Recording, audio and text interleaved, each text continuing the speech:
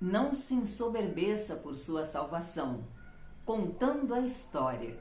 Olá, seja bem-vindo. Eu sou a Solange Lima. Este é o estudo das Escrituras. Vamos estudar hoje sobre esses textos que estão na tela e vamos começar contando a história. Neemias. Após ouvirem a leitura e o ensinamento, a instrução da palavra de Deus por intermédio do escriba Esdras, dos sacerdotes, dos levitas, o povo foi conduzido naturalmente pela ação da palavra de Deus ao arrependimento, jejuaram, consagraram, festejaram ao Senhor e agora, diante de uma grande oração e celebração, eles começam a relembrar a história. É preciso lembrar, observar que este povo continua escravizado.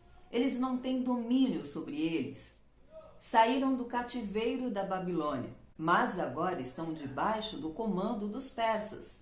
Lembre-se que Neemias foi liberado pelo rei para ir reconstruir os muros de Jerusalém, tanto que ele teve que receber cartas de autorização do rei. Eles relembram a história, estão falando para Deus o quanto reconhecem o poder de Deus, a misericórdia, a soberania, a paciência, a longanimidade e relembram tudo que os pais deles fizeram, pedem perdão pelos erros dos seus pais, relembram contando todos os livramentos que Deus deu, o tempo que esse povo caminhou no deserto sendo sustentado por Deus, as suas roupas foram mantidas, nem os pés chegaram a inchar, mas se rebelaram e muitas vezes se rebelaram e foram perdoados e perdoados. Diante dessa grande misericórdia de Deus, eles agora clamam para que o Senhor mais uma vez tenha misericórdia. Lembram de uma vitória, de uma promessa que foi cumprida quando enfim eles entraram na terra prometida e de tudo que Deus deu para eles, mas que os pecados cometidos pelos pais deles, pelas outras gerações,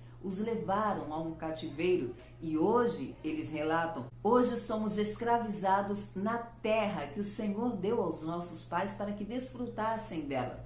Então eles estão reconhecendo que embora estejam na terra, que é a terra da promessa, a terra que Deus prometeu aos pais deles, eles estão ali, porém, escravizados. E então resolveram firmar uma aliança diante de Deus. Declararam que estavam em grande angústia e firmaram esta aliança.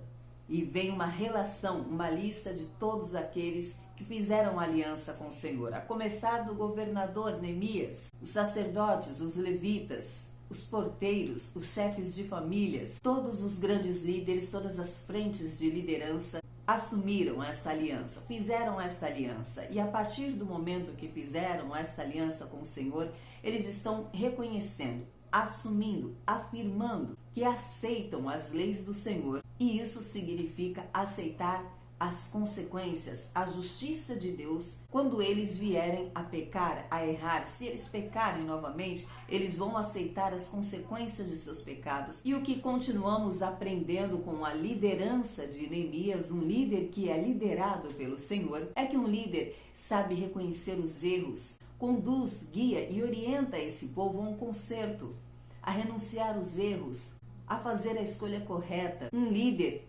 conduz o seu povo, mas ele é o exemplo. Nesta aliança que foi proposta, Neemias foi o primeiro a assinar. Romanos.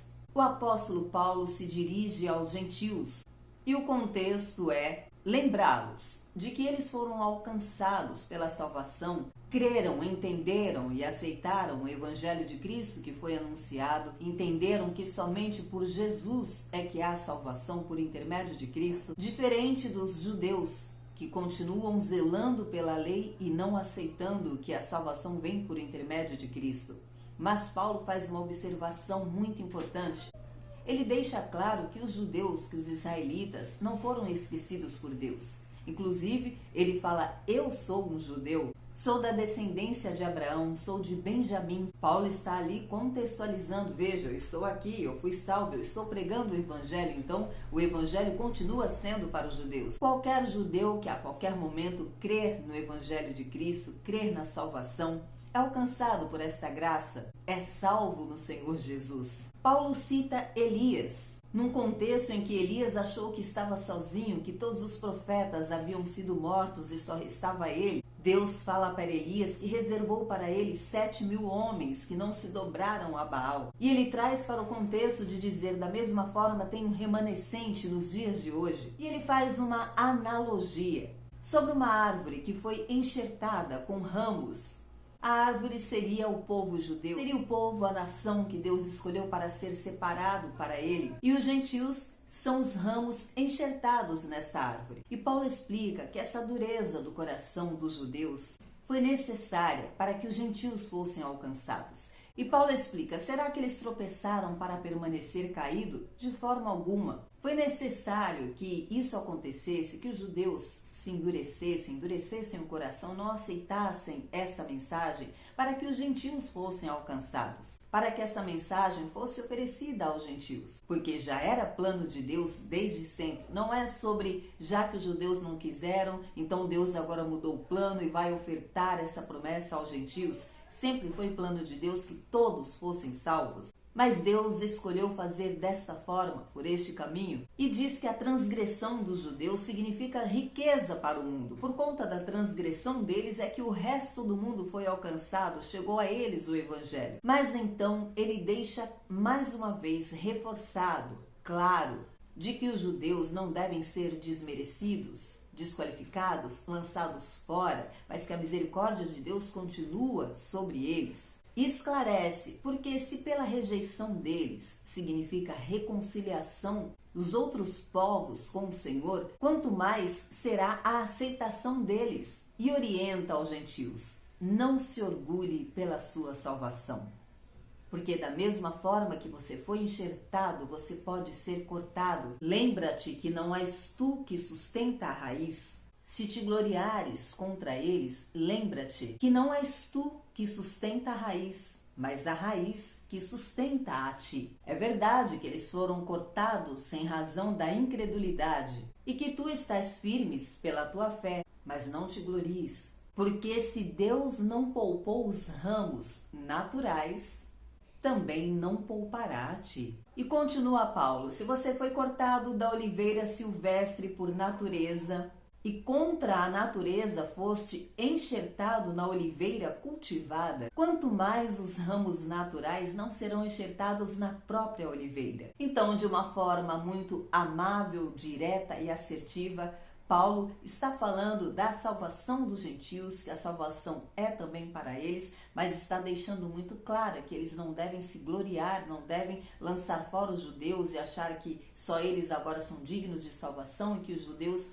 estão lançados fora. Mas ao contrário, Paulo está deixando claro que a misericórdia de Deus continua sobre os judeus, ele próprio é judeu, e que esta é a árvore original. Os outros foram enxertados. Foram salvos pela graça, é de graça. E isso serve para nós. Se ao seu redor há pessoas que não creem no Evangelho, não creem em Cristo, não há motivo de você se gloriar, apontar o dedo e achar que você é melhor porque você crê. Você creu porque o Senhor colocou fé em seu coração. O Espírito Santo te deu fé para a salvação e por isso você crê. Não dependeu de você, não fostes vós que escolhestes a mim, mas eu escolhi a vós. Nunca esqueça disso. Salmos. A majestade e o domínio de Deus é o tema destes salmos, é uma sequência de salmos convidando o povo a celebrar ao Senhor, e o ponto de destaque no estudo dos salmos de hoje é a justiça e retidão do Senhor. Justiça e retidão são a base do seu trono, diz o salmista. Os céus anunciam sua justiça e toda a terra vê a sua glória. Como sabemos, a própria natureza testifica sobre o Senhor. Ainda que o homem não dê a Deus a devida honra e glória, a própria natureza glorifica ao Senhor. Ele é o Criador, Ele é soberano. Creia o homem ou não, Ele é Deus sobre todas as coisas. E se Deus assim quiser, amanhã estaremos aqui. Então, até amanhã, se Deus disser que sim.